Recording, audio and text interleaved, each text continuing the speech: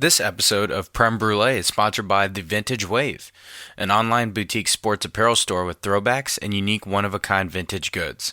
From new Mitchell and Ness looks to classic Nike and Adidas looks, The Vintage Wave has everything a sports or fashion fan could need. Visit them online at thevintagewave.com. You're listening to a Holyfield podcast. Oh boy, here we go. The number one podcast in your headphones, Prem Brulee. This one's going to be an angry one, so if you love hearing me rant, this episode is surely for you. It should be an entertaining one, so without further ado, yeah, fam or nah. You know, we lead it off. The NFL headline of the week, which I decided was the rich get richer. We only have one division so far that's out of hand, which is obviously the NFC West with the undefeated Rams, who are now 7-0.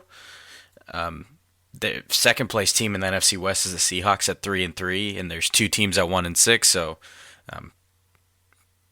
probably the most out of hand, the only one out of hand out of any of the 8 divisions.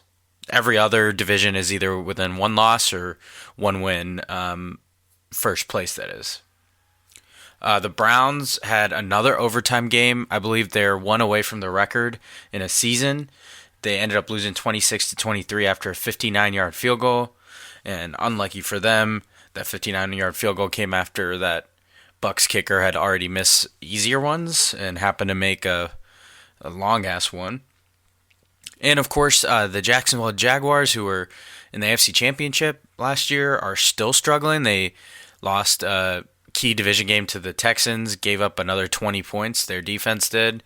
While only putting up 7. Blake Bortles got benched in the third quarter, so not looking great for them, especially with all the talent they have on their roster.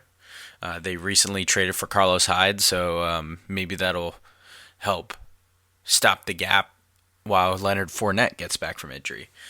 Overall, I'm a nod to this. It was kind of a boring week with the NFL, and it isn't helped by something I'll talk about later, of course, my own team. But I'm a nada this week. It was kind of a snooze fest. Nothing too crazy or out of whack. Solid week, but I need more. So I'm a nada this one. There's still headlines that catch my attention. I'm still watching, but compared to some other weeks, it didn't really cut it. All right, before I get going into the rants, full on into the rants, I wanted to cover a little bit of NBA. And of course, the news of the NBA in the first week was the Rockets and Lakers brawl, so to call it, at the beginning of the season, about 2 or 3 games in. Apparently, Rajon Rondo appeared to spit on Chris Paul. Then Chris Paul proceeded to put a finger in Rondo's face. Punches flew, and then Brandon Ingram, who seemed to be in his feels, came in hot, throwing punches after he had already shoved James Harden after a foul call had been made on a fast break. The suspensions, when the dust cleared, were 4 games for Brandon Ingram, 3 games for Rajon Rondo, and 2 games for Chris Paul. I shouldn't be a yeah fan for this one because it seemed so uncivilized and it was kind of ridiculous, but I'm all for it. Yeah, fam. Grab those headlines, NBA. In the midst of football, you're grabbing some headlines because of a brawl this early in the season. And talk about awkward for LeBron James. I mean, he's got his friends, Chris Paul and Carmelo on one side, and then his new teammates on the other. What side does he pick? He's got to go with his teammates, but dude can't be spitting. You can't be spitting on anyone. Forget grown men, grown women, children, whoever. You can't be spitting on people. So I'm a yeah fam to the brawl itself because it catches everyone's attention this early in the season, but definitely a nod of spitting. So Rajon Rondo, if that was true, that's not really cool. And since then, Rajon Rondo's doubled down and called Chris Paul a bad teammate. And former teammate of Rondo's, Glenn Big Baby Davis, backed up Rondo, Davis had been a teammate of Rondo and Paul, and said Chris Paul wasn't a great teammate. So this is getting personal now, and I like the little feud to start the season. It spices things up. I mean, we have to last till June, the NBA Finals, so if you're catching headlines in October, go for it, NBA. Okay, the other news that recently broke, and unfortunately it's close to my heart, is Raiders wide receiver, former Raiders wide receiver now, Amari Cooper was traded from Oakland to Dallas in exchange for a first-round pick in 2019. The Oakland Raiders now have 3 first-round picks heading into the next draft. They are clearly in a complete rebuild after having traded away Khalil Mack earlier in the season to the Bears and now Amari Cooper. The Cowboys gave up at the very least a mid-first rounder for Amari Cooper, who is under a rookie salary right now, but is due to be paid nearly $14 million soon.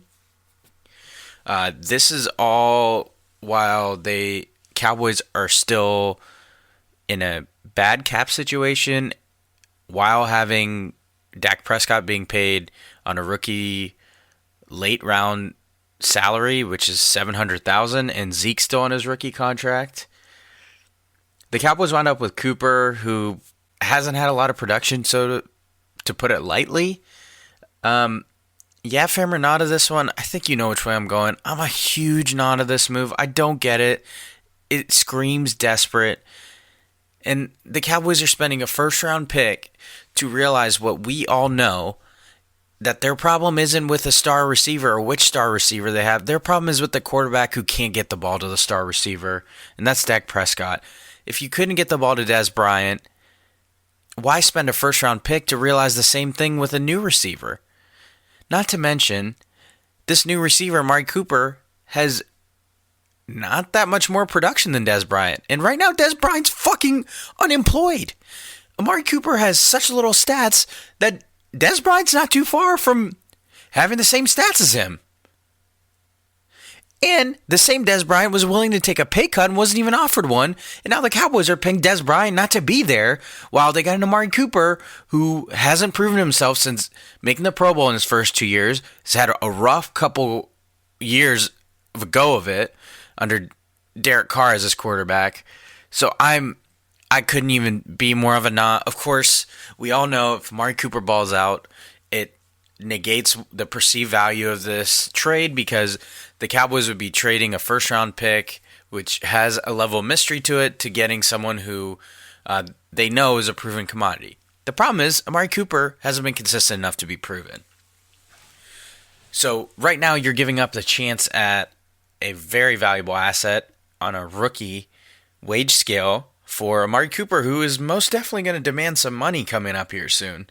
So nothing about this makes sense except for the fact that Jerry Jones is desperate, and except for the fact that Jerry Jones has made deals like this for veteran wide receivers before, and how's that worked out for him? See Joey Galloway in the late 90s and Roy Williams. Yes, that Roy Williams, the tall veteran wide receiver that the Cowboys gave up their future for and didn't live up to. More bad news for Cowboys fans. Not only is there not a track record of great wide receiver trades and that they pulled another one, but they gave up a first-round pick and potential future for it. It's unbelievable to me to be a fan of a team whose owner is also the GM and continually makes stupid moves. It is infuriating, and I just want to know what it's like one day to feel like the front office has a handle of what they're doing, because I sure have never felt that in my entire fanhood, and it is goddamn ridiculous. I hate this move right now. I hope I'm wrong. I hope we're all wrong. But right now, after John Gruden made a shitty trade getting rid of Khalil Mack, he somehow looks like a genius for getting rid of Amari Cooper for a first-round pick. Not to mention, there is a wide receiver now in New England, Josh Gordon, who only was worth a fifth-round pick, but has more production than Amari Cooper. I just don't fucking get this. I don't get it, but Jerry Jones finds new ways to just piss fans off, and there's never a dull moment. I wish there were. I wish it was even keel, but no, we have to suffer through this crap. On we go. Okay, last you have fair or nah is about the World Series.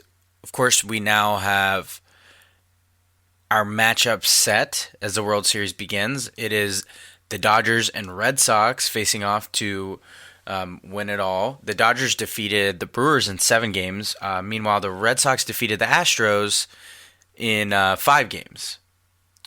Okay, so I couldn't be a bigger nah fan.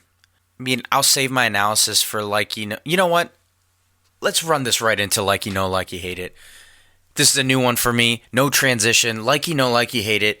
The World Series one has me fired up. So I'm a not fan first of all, but let me break this down for you. Hate it to fucking Game 4 of the ALCS. Fuck Joe West. Fuck that baseball version of Gene Steratore. He always has to make a game about him. Of course, just to backtrack a little, we had a controversial fan interference call in the first inning of the Game 4 of the ALCS. We all know by now, Jose Altuve hit what looked like a 2-run home run. Mookie Betts reached over the home run boundary. Note I said reached over to rob a home run. A fan, natural to try to catch a ball coming at their body, puts out their hands trying to catch. Not over the boundary. They put out their hands to try to get a souvenir home run ball. Joe West on the field calls fan interference, which we all know is an out. They review it and still fucking uphold Joe West's call. What the hell is the point of replay if you can't get the call right? We have to stop this conclusive evidence bullshit in order to overturn a call. The goal should be to get the call right. Period. That's it. The call should be right on the field. Replays are there to help the umpires make the right call that they might have missed. This was not the right call. The rulebook prevents fans from reaching over the boundary. Betts was the one going into the crowd. His risk. He assumes the danger at that point. We can't operate on whether he would have made the catch just because he's athletic. We have to go on what we see with our eyes. And the fact is, that ball was fucking over the boundary and would have changed the whole scope of the series. This is Game 4 of the ALCS, just 2-1 Boston.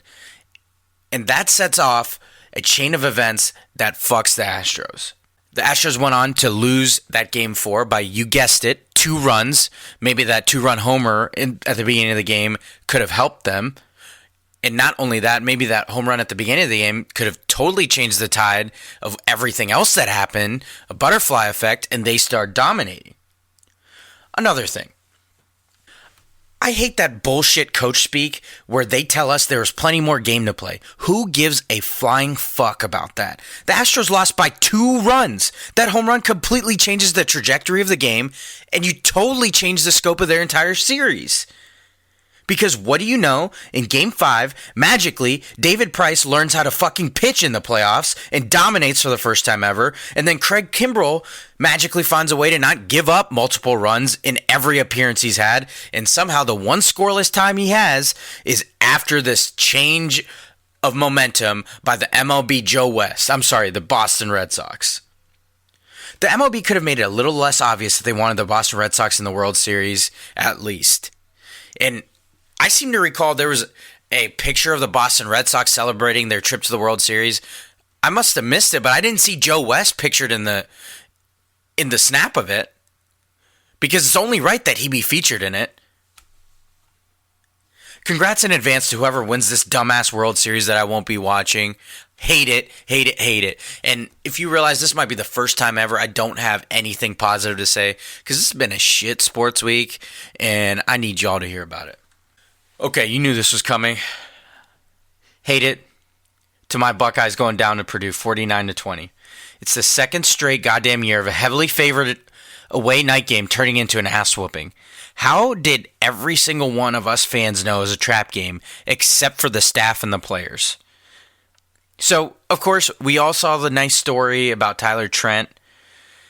It made it easier to swallow as a Buckeye fan, seeing that kid predict they were going to win and it come into fruition. But would I have preferred that strong young man had predicted beating a different team? Hell yeah. Did I know we were doomed after seeing that story and already being worried about the trap game? Also, hell yeah. Hate it to the Buckeyes' effort. Hate it to their lack of run game. And I hate it to being exposed and not fixing the problem sooner. Also, what is it with our coach Urban Meyer having this love affair with these slow-ass linebackers, grading them out as champions when they look slow as shit to everyone but them? Do they have some kind of goggles on that make these linebackers seem faster than they are? And what the hell is with the secondary? We need to get rid. Jeffrey Okudah switched from number 29 to 1. I think you have to earn those single-digit jersey numbers. We need to hand them number 48 and 37 so that teams actually know they're not good at coverage, maybe. They don't deserve those numbers. It was an all-around shit effort. Yes, big numbers from Dwayne Haskins, but none of that matters at this point. The Buckeyes head out of this week totally disappointing. Nothing to show for that effort. Not even a close upset loss. It was an ass-whooping like last year's ass-whooping at Iowa was. And the other one that was obvious, hate it. The Cowboys losing again on the road. They're now 3-0 at home and 0-4 on the road. But this time it was on a stupid-ass snap infraction penalty on the long snapper, who, by the way, is the most tenured Cowboy on their team. His name's LP LaDucer, who just rotated the ball, did not pick up the ball. That rotation evidently made a defensive lineman bowl over one of the blockers on a field goal. So instead of the correct call, offsides for the guy coming into the neutral zone, and changing a 47-yard field goal attempt to a 42-yarder, they somehow called it on the snapper for rotating the ball, which he claims he does every single time he snaps it. He's been snapping for 15 years. He rotates the ball. The refs somehow call a snap infraction on him, leading to a 47-yard field goal attempt turning into a 52-yarder. What do you know? Cowboys kicker Brett Maher then proceeded to clank that 52-yard field goal off the upright. Note the way he clanked it. Probably would have been assisted by another 5 yards and definitely would have been assisted by another 10 yards. He hits that same kick and the Cowboys head into overtime against Washington. That was a cherry on top of a previous drive's holding penalty, negating a play and then leading to Dak Prescott being stripped of the ball, which led to Washington's game-deciding touchdown. Washington beat Dallas at their own game, controlling the line of scrimmage and letting a mid-30s Adrian Peterson have a better game than in his prime Zeke Elliott. Not only that, the coaching staff of the Dallas Cowboys, led by Jason Garrett, Sir Claps-A-Lot, has to be the worst in the league at preparation and halftime adjustments. Been saying it for years, but if something's not working, you better believe there won't be any changes, and they'll just hope magically that the opposing team stopping them, because they're not changing a goddamn thing at halftime. Also, not to mention, speaking of poor coaching, poor clock management on their final drive. The Cowboys had a first down on Washington's 37 with one timeout and 52 seconds left, and somehow only pulled off 2 plays. A 6-yard completion over the middle and a 3-yard run, which set up that 47-yard field goal, which later resulted in a bullshit penalty call I already went over, costing the Cowboys a game or a chance at overtime at least, which if they went to overtime, the Cowboys had all the momentum, by the way. So, hate it. Hate it to the Cowboys' effort, and definitely hate it to those goddamn refs. It isn't enough that I still have to think about fucking Gene Steratore, and now the Gene Steratore of the MLB, Joe West, making it about him repeatedly. Now I have to worry about a new set of referees as Gene Steratore's retired finally. A new set of referees blows a game for the Cowboys, so I can't escape it. Don't know what I did to the football gods, but evidently they are not thrilled with me. And tying it all together, because I love putting a nice little shit bow on a shit sports week, both the Cowboys and Buckeyes are heading into their bye weeks this weekend, both after crushing losses. So I get to stew in that for one extra week. That's just fantastic news. Instead of having 2 wins, enjoying a week off, enjoying my time with friends and family, I get to stew on a football loss and not get to see any more of my teams for a whole nother week. Another thing, on that same note, after losses, I hate it when people have this all of a sudden perspective after a loss, like they're enlightened and can't be bummed about their team losing. They tell you you're overreacting about a loss. It's just a game. You shouldn't care this much. Oh, we'll bounce back. I don't need to have the fucking answers, and neither do you. The coaches need to have the answers. Why is Urban Meyer not figuring out that his linebackers suck? Why does he keep saying they're doing well when they're not? They're almost grown men. I think they should be treated that way.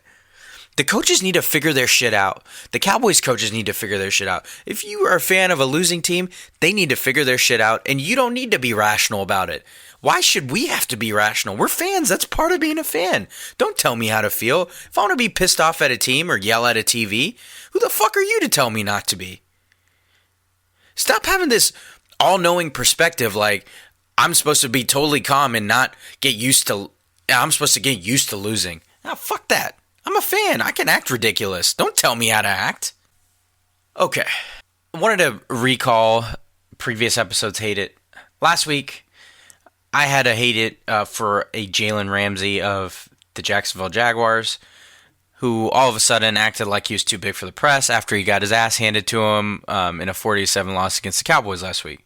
Since then, he doubled down and said people applaud Belichick when he acts the same way. Essentially, like shrugging off the press and not wanting to answer questions. Who applauds Belichick? It sure isn't me. Other than Patriots fans, who likes that behavior? I don't fucking like the way Bill Belichick and Nick Saban treat the press. They act like they're too big for the press, actually, and I think that's part of their goddamn job description. I fucking hate how they answer the press.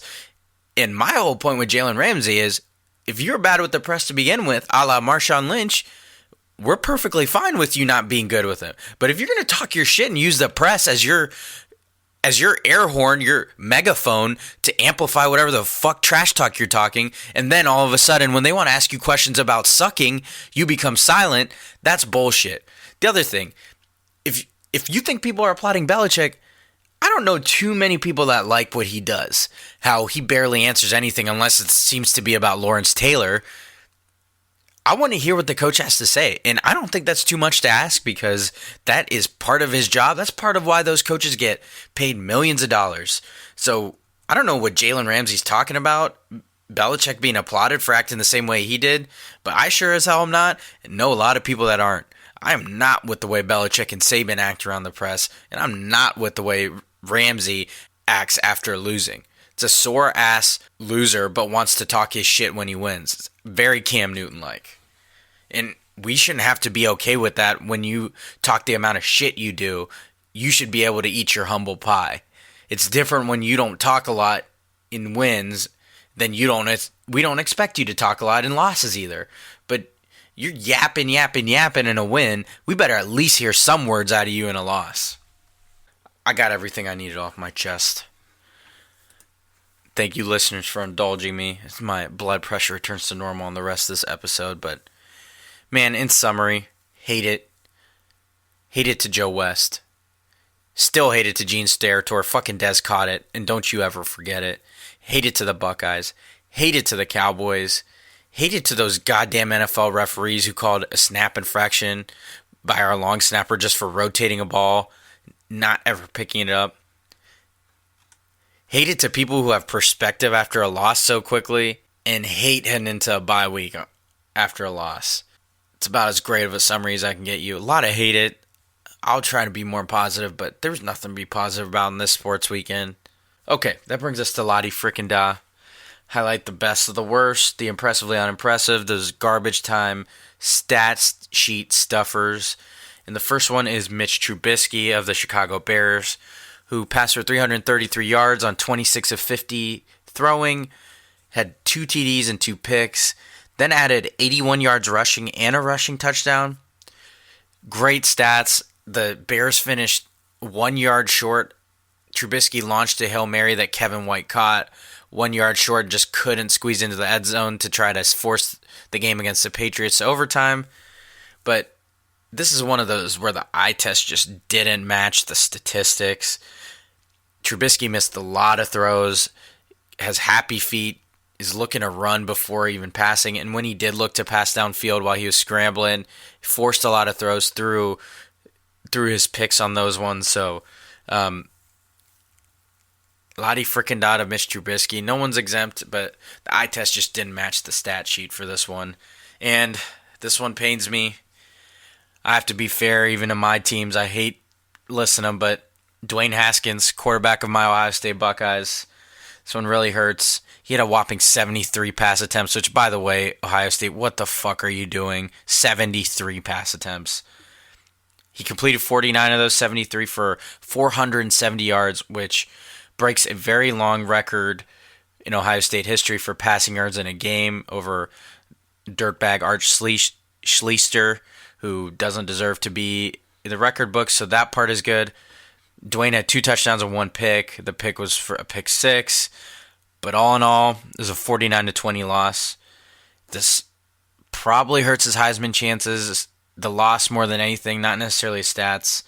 Lottie frickin' da, my dude Dwayne Haskins. I know it's not your fault. He's the reason why the Buckeyes had been undefeated at this point, but no one is exempt, and I have to be fair to my own. All right, should they be worried? My version of a panic, don't panic.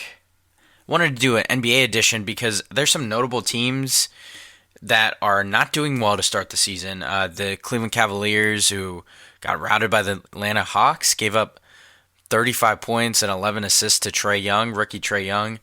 The Lakers, under LeBron James, the new, quote, Showtime Lakers, have not done well to start the season. And the Rockets, after adding Carmelo Anthony, are not doing well either. So should they be worried? Obviously, we know they shouldn't, especially not yet. The season's early. People are working out kinks on brand new teams. I think the cream always rises to the top. One thing I will say, kind of mixing a toasty take, everyone's riding off the Cavs. I think they have enough veterans and enough skill to at least squeeze into a playoff spot in the East. Everyone's not even putting them in, but you just keep your eye out for them. And you know the rules about toasty take. You don't throw that in my face if I'm wrong. And I had to add in an NFL one. The Green Bay Packers, they are currently 3-2-1, a half game behind the Vikings. They struggled in Monday Night Football last week to beat C.J. Beathard and the 49ers. They required a late-game comeback by Aaron Rodgers. They don't have much of a defense, per usual. Can they rely on Rodgers to save them? Should they be worried? At least for right now, I'm going to say not yet. I think they should not be worried right now, especially with their division still being close. If this still continues, though, their chances are getting slimmer and slimmer because the NFC North used to have the Bears be the automatic beat, and they don't even have that. They have 4 strong teams, and those account for 6 of the Packers' games total in the season, and those are 6 tough ones for them. So just from that alone, without having their schedule in front of me, they should be worried long-term if this continues, but right this moment, not yet, just because they're still in the hunt, and Aaron Rodgers is Aaron Rodgers. It pains me to say he's beat my teams before, but as long as you have Rodgers, I don't think you worry just yet. Not this early. Okay, on to who you got and what you feeling. A recap of last week. My NFL game of the week was the Saints, the 4-1 Saints, visiting Baltimore, facing the Ravens, who were 4-2. Baltimore was favored by under a field goal, relative toss-up, a little home field advantage. They are both either first or tied for first in their divisions. I picked the Saints. They were coming off a bye week, well-rested, and their high-powered offense. The result was that I was correct, but in very dramatic fashion. Justin Tucker, who had never missed an extra point before, missed his first one at an inopportune time. It led to a 24-23 victory for the Saints, which is absolute heartbreaker. But obviously Justin Tucker is one of the best in the league, just out of character, hopefully, for the sake of Ravens fans there. The college football game I picked was the last 2 undefeated ACC teams. NC State was traveling to Clemson. NC State was number 16, Clemson number 3. Clemson was vastly favored at home. My head said Clemson, but I said fucking went with my heart in NC State, and I couldn't have been more wrong. Clemson routed the Wolfpack 41-7. There's no chance for NC State, and it's looking like Clemson's path to the college football playoffs is pretty nice, especially with the weak ACC. They really should cruise right into it as an undefeated team. And previously, I had made a pick for who would make the World Series, and my pick, even though I didn't want to, it was an attempt at a reverse jinx. It didn't end up panning out, and that's probably because of Joe West, so fuck him. But anyway, my pick was Brewers versus Red Sox. I was 1 game away from that being exactly correct.